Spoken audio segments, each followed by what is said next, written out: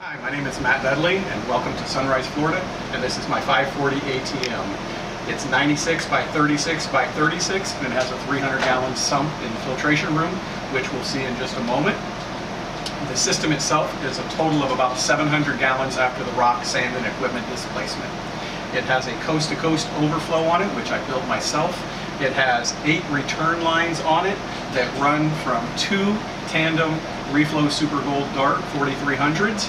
It moves right now, after the head loss, about 7,000 gallons an hour through the filtration system.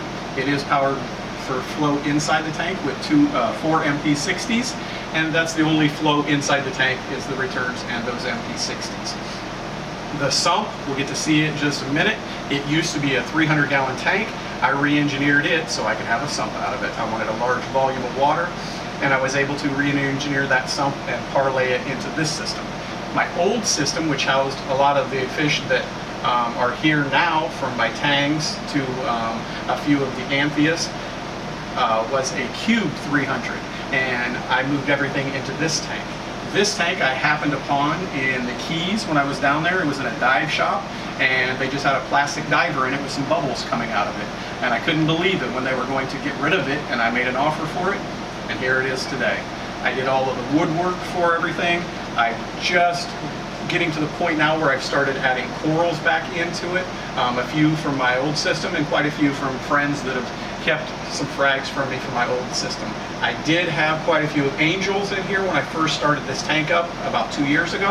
And in the last 8 months, I have switched over and moved all of my angels out, started putting corals in, and now became pretty much a wrasse-dominated tank. There are 5 tamarin, red-tailed tamarins, there's white-tailed tamarins, there's yellow-tailed tamarins, there's lots of the regular leopard grasses, there's African leopard grasses, ornate leopard grasses, radiant wrasses, there's quite a few, there's mystery wrasse, there's quite a few dominations of different species of wrasse. I've always had a love for the wrasses since a friend of mine, Tony Vargas, introduced me to the wrasse family. That was years ago, and I fell in love with it from then, and that's all I've dreamed of, is having this tank just full-blown with all of my wrasses and having a nice family for it. The lighting and filtration on the tank, it runs 8 Radion G3 Pros. It has 4 sets of 48-inch T5s, so it does have 8 48-inch T5s on it. It does have a 50-gallon frag tank system that we'll see built into it, all tied into the same water volume. We'll see that in just a moment. Pretty much all the equipment that you see here is all Ecotech and Bubble King, with the exception of the 2 reflow pumps, which I will be switching out within the next week or so for the Bubble King Red Dragon 230s.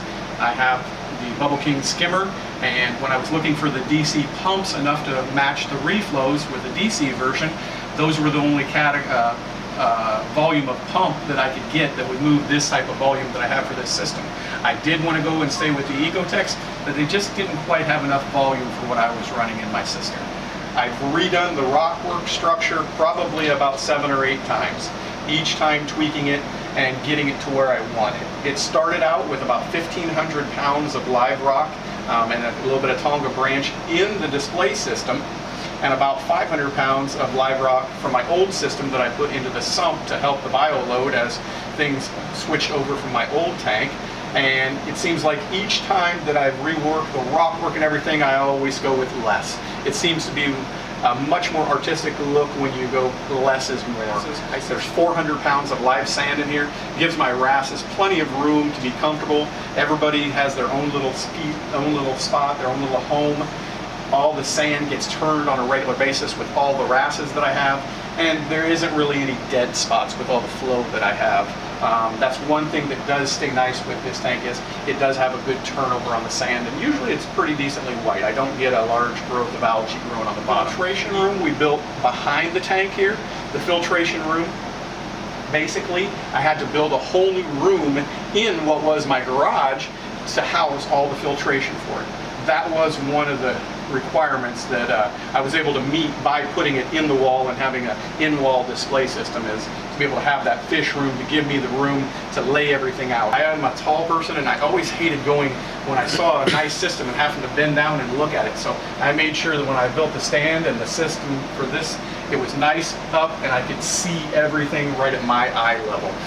This system, as I mentioned, does have the automatic water change running on it.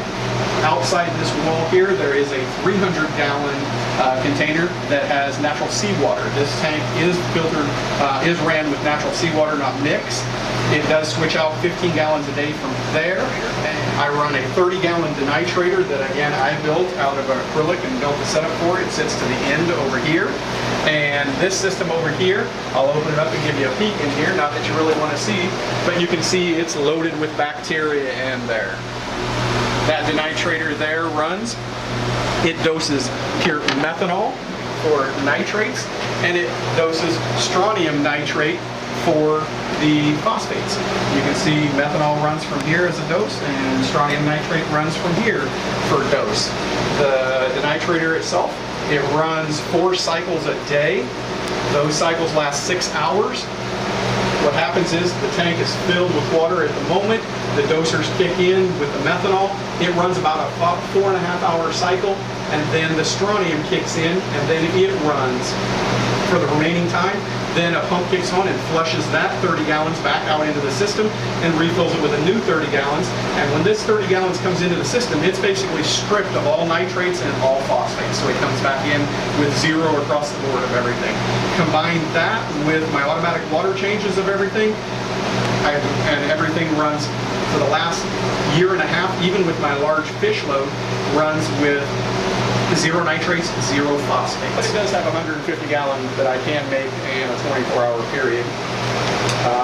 You can see, equipment-wise, it has 2 150-watt Emperor Aquatics UVs that run on it.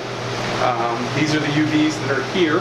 I ran them in parallel so that I would get more production for it, so water goes through both of them equally. It doesn't channel series from this one to this one. That wouldn't give you the best production overall for the volume of the system.